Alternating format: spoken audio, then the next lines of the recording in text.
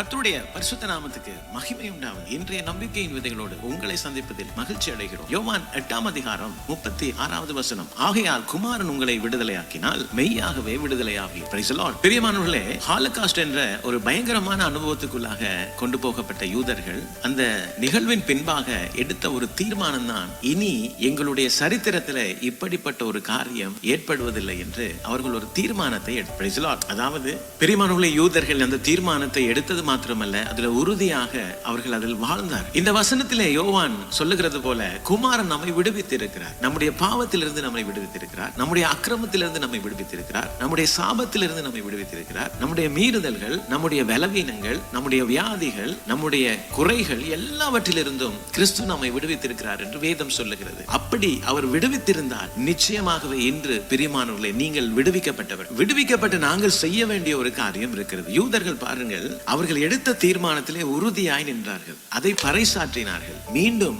எங்களுடைய சமுதாயத்துக்கு அப்படி ஒரு காரியம் ஏற்படுவதில்லை. அதே போலதான் பிரியமானவர்களே, கிறிஸ்துவினாலே மீட்கப்பட்டவர்கள், விடுவிக்கப்பட்டவர்கள் சொல்ல வேண்டிய காரியம், இனி நான் பாவத்துக்கு அடிமையாவதில்லை. என்னுடைய சுகம் சிலுவையிலே உறுதிப்படுத்தப்பட்டிருக்கிறது. என்னுடைய தேவைகள் யாவும் தேவன் சிலுவையிலே சம்பாதித்து வைத்திருக்கிறார். Price the Lord. இதைத்தான் நாகும் நமக்கு சொல்லுகிறார். 1:9 இடுக்கண் இனி ஏற்படுவதில்லை. பிரியமானவர்களே, கர்த்தர் தாமே இந்த வசனங்களோடு உங்களை ஆசீர்வதித்திருப்பார் என்று நான் விசுவாசிக்கிறேன். தொடர்ந்தும் பைபிள் மரத்தின் வேத தியான பகுதிகளோடு இணைந்து கர்த்தருடைய ஆசீர்வாதத்தை பெற்றுக்கொள்ளுங்கள்.